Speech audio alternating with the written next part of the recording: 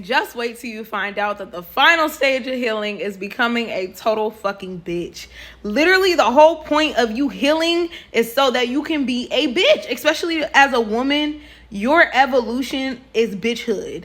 You gotta be able to be so intolerant to the bullshit that people know not to play with you. Trying to be nice to everybody, peace, love, light, it don't get you nowhere, because as a woman, your power lies in your bitchhood. I'm telling you. Oh, I had a bad babe era. And we talks about the likes of Gyal Asantewa. She was a baddie. And I beat the girl up. From that day, I don't know what happened to little Chanel, but she became a baddie. It's not new that I am embracing a new era of my life. An empowered female, an empowered woman sitting in the power of her feminine energy right now, and it feels so good.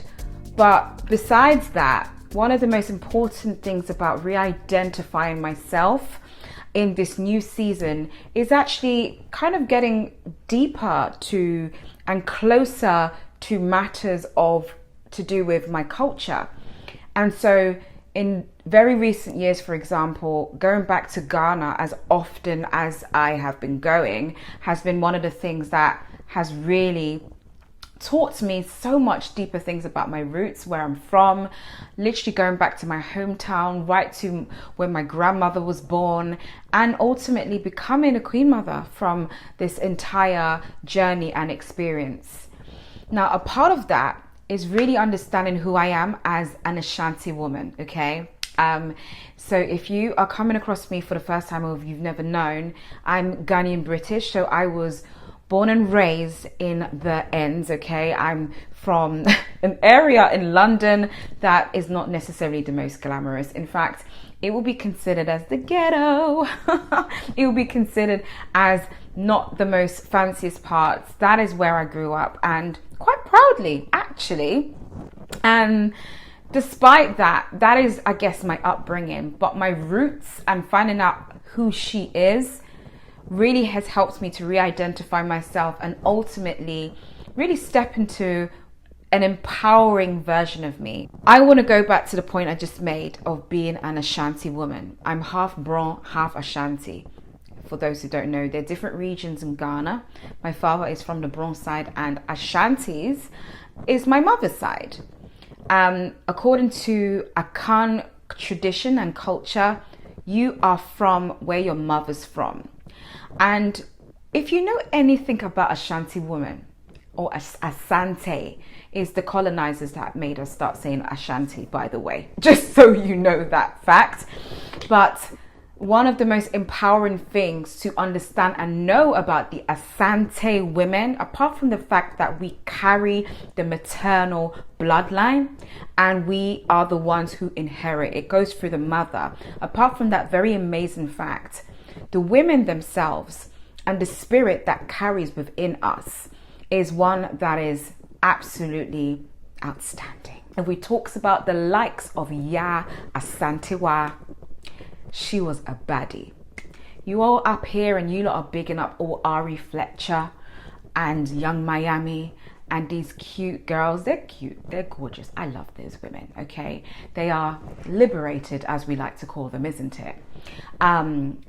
But despite that, I am referring to my roots and being an Ashanti woman and the strength that is within us, okay?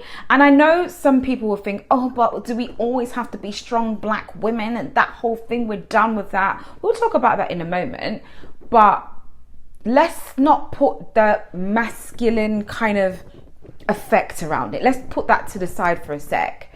I'm talking about women who really knew themselves, okay? Women who understood what it is to be ruthless, to be selfish, to be a badass, to get what they want in this life.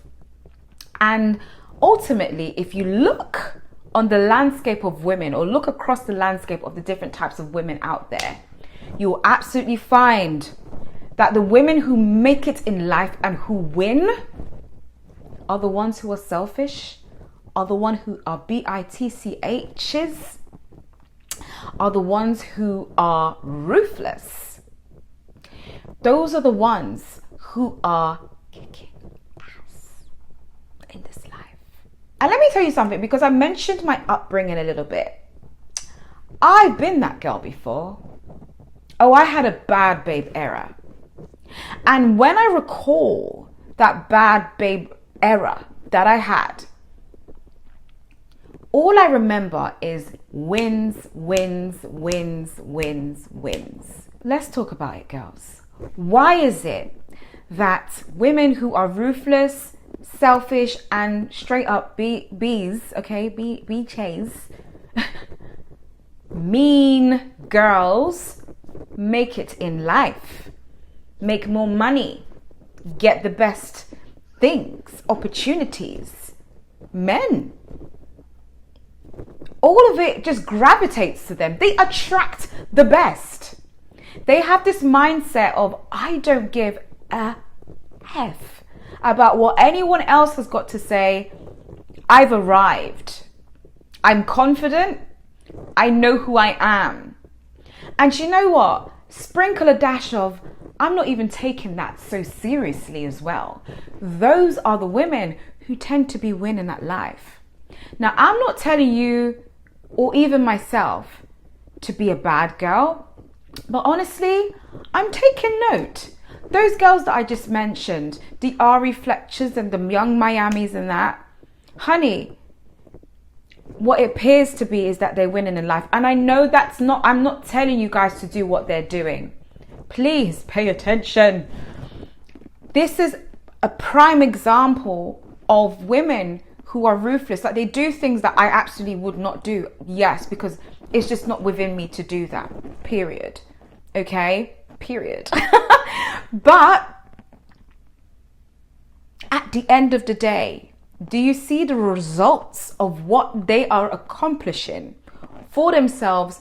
What appears to be, because social media can also be smokes and mirrors, but I don't think they're lying about what we are seeing. These women, despite all of the stuff that you think is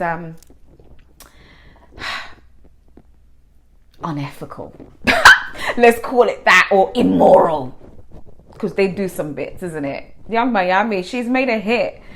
Kudos to you, sis. Well done.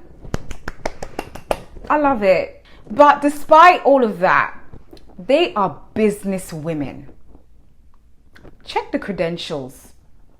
They have all these different either beauty enterprises, or I think that other one, Jada Wader, she's got like a gym wear line, and they're successful. They are really and truly in their bag. But those are just examples of, let's say, the modern digital Gen Z people. Let's talk about the transgressive women who came before us. The Harriet Tubmans, okay? The Yaa Asantewaz, Rosa Parks, even our modern day Michelle Obama, Oprah Winfrey, Rihanna. These are examples of women who are very empowered, who exude strength, confidence, and are absolutely winning at life. Now, if you want to look at their resume as well, they're far from the good girl. Take bad girl Riri, for example. Good girl gone bad. Again, pay attention. I'm not teaching you guys to go bad, because I know how social media just twists things. I'm not saying that.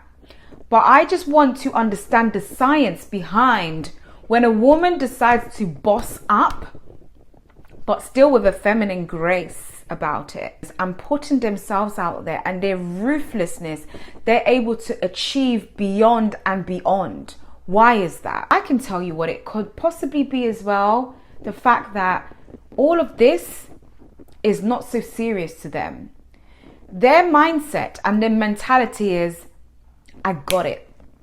That is mine. I'm taking it. It's all for me. And what am I going to do about that? Because I want to be sprinkled with a little bit of this blessing as well. Absolutely. I have accomplishments that I want to achieve in this life. And in my own way, I'm going to practice a little bit of ruthlessness. Actually, yeah. I am. That's all right. I can do that. And so could you. In your own way. All of the women I mentioned, I've literally gone from Harriet Tubman to Carisha. These are two completely different women, but you know what? Through their ruthlessness, resilience, and their I don't care attitude, they were able to achieve the goals that they want. And this is what I'm trying to say to you guys. Always being the nice girl may not get you somewhere. It may not get you far. It may not get you heard. In fact, you attract the bare minimum. I know exactly what I'm talking about because I have tested this formula for myself. I had 2 areas of badass era, and in both of those areas, I won. This was, and I think I've told this story before. I was always a shy and quiet child until when I was 15 years old. This girl called Nikita, she was bullying me very badly. And one day, me and my sister went to Asda in Park Royal, and she was with her mum, and she was doing her stuff again.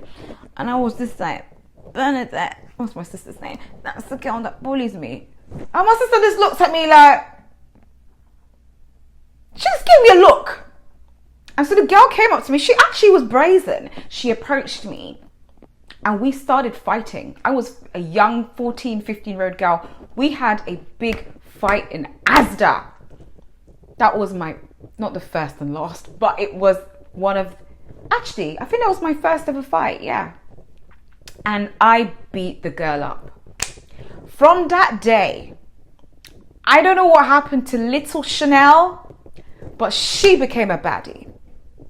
And yes, I did a little extraness as teens do, but when I mean baddie, I turned into this shy and just quiet little girl. I also was chubby as well. So as you can imagine, people were always on my case.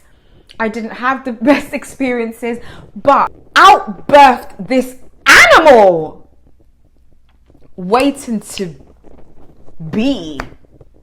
And I remember sailing through the rest of my teen years at school, got my GCSEs, went to do my A-levels. I went through with so much confidence, knowing that nobody can ever mess with me again. And then that changed for a period of my life.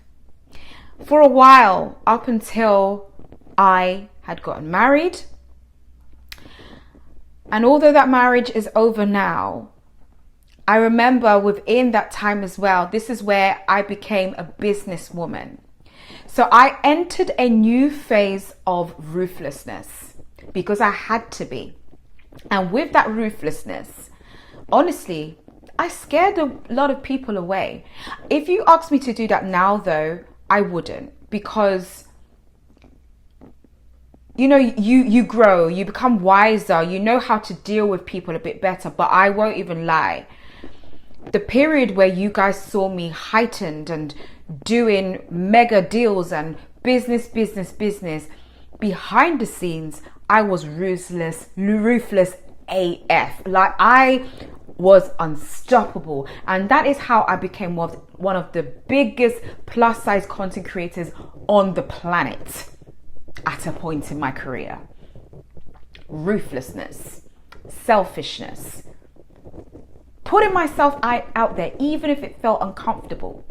With all the criticisms and all the comments and everyone just saying, ugh, look at that. Ugh. All of what was just thrown at me, I still put myself out there and I made a killing. And then I entered another phase of not believing in myself. and thinking that because everyone sees me as this and I'm not nice to people, like Chanel's not nice, she's a narcissist, she's this. Listening to all of that made me shell up, and I failed hard because I didn't continue with that confidence and ruthlessness. But it was okay, because you know what? I did need to be quiet, because in this next phase of me, I do plan on becoming a badass again. Absolutely. But this time with grace, with softness, with wisdom, with a mindset of achieving my goals and objectives, not taking crap from anyone, and holding myself up as a queen, because I am one.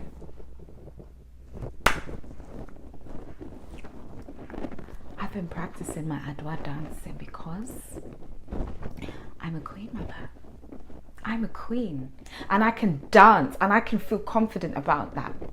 How about that? Oh yeah. So, that being said, I've had my bad girl era, and I saw the results of that. I look at other baddies and selfless women across history till present day, and I could see that part of the formula for a woman to gain success in this world is to be a bit of a badass. And you got this. You don't have to be a mean girl, a gossip, a hater, a jealous girl. That is trash. We don't do that. We leave that over there. But you can be ruthless. You can be selfish and put yourself first, and stop putting yourself behind and putting yourself down and listening to people telling you that you ain't it when you know you are it. You can do that, because I am, and I don't care. I don't care anymore. I don't. I mean, I'm still getting there, because I'm a cutie. I get it. I am a bit of a I know some religious folk are going to be a bit about this, but I will mention it anyway. The Orishas, and learning and understanding about that, learning and understanding that has been very helpful for me. I do speak on matters of spiritual things, by the way, over on my Patreon. So go ahead and you know, join us if you want to be a part of the discussion. But I would say this: the Orishas and what they stand for, and knowing who they are, I am definitely aligned with Oshun. I know my story, being a twin mother, being suicidal, relationships and experiences with men, it's very much aligned, and I know that. I'm just my persona and my attitude anyway. But as an Ashanti woman as well, I know I have the fiery spirit of Oya, and this is how I'm able to raise boys. And this is how I'm able to, I really do need to bring more of my Oya. I don't actually follow the faith like that, by the way. I'm just using these as prime examples because it's interesting and it's very relevant. And I have aligned it with my firm beliefs and my belief system, and it really makes sense. And this is why I'm using them as examples. But if we want to talk about fiery spirits, the Ashanti in me, the hardcore girl in me, definitely resonates with Oya as well. And so with those two powerful spirits is what is going to embody me to embrace my feminine and my delicate side, and then of course my strength and my strongness. And again, I know Black women at this point, a lot of us are tired of hearing, you know, us be strong or having to be strong. Be strong. I completely get that. I'm here with you girls. We don't want that. Don't put us in the deep end thinking that we can just float so easily. Sometimes we might just sink. okay? And we have emotions, and those emotions need to be supported. If we don't empower ourselves, someone should help us. However, it's okay to also be strong. We are living in a very, very tough world. And even if you're not going to be strong out there, I'm begging you, please, in your internal space, whether that's in your prayer closet or whatever, you better gather strength, because it's strength that's going to get us to deal with the devils and the enemies that are in our lives. Okay, so this was very impromptu, but I thought it was very important for me to do this video too. I saw a few videos like that go out recently of some of my favorite creators, and it was just on my heart to speak about it, I guess, from my perspective. Margarita Nazarenko, that's my sis. She's amazing. Why selfish women get the life you want? Because I know you want it, baby. And you're sitting down here, you're watching your greatest creator and your favorite celebrity live their best life. Why? Because they're baddies. That's why. But you can be a baddie too. You can be a baddie, but in the way that is not going to kill anybody unless it's your enemy. Anyway, I'm done. Thank you for watching. I love you. You'll see me in my next video.